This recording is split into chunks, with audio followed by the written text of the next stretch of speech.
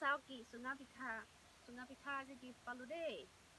মাত্ৰ এটা পাইছোঁ আৰু কিছুমান মানুহে হয়তো চিঞৰিব আহিব যে এয়া চুঙা পিঠা নহয় চুঙা চাউল, কিন্তু আমাৰ ফালে আমি চুঙা পিঠাই কওঁ। জানো ইয়াতে চাউল আছে, পিঠাগুড়ি নাই।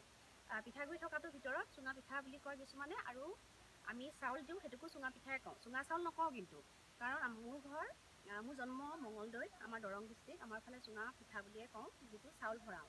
আমি পিঠাগুড়ি ভৰোৱাটো খাই ভাল নাপাওঁ। আৰু যিসকলে চুঙা চাউল বুলি কয়, আপোনালোকৰ কথা এটা সুধোঁ দেই, আপোনালোকৰ মতে আমি কি চুঙা চাউল বুলিয়ে ক'ম নেকি? আমি সৰুৰ পৰা যিটো কওঁ সেইটোৱে ক'ম ন? সেইটোৱে কথা। ইয়াতো কোনো লিখিত বা মানে একো পৰীক্ষা হোৱা নাই যে চুঙা চাউল ক'ম নে চুঙা পিঠা ক'ম।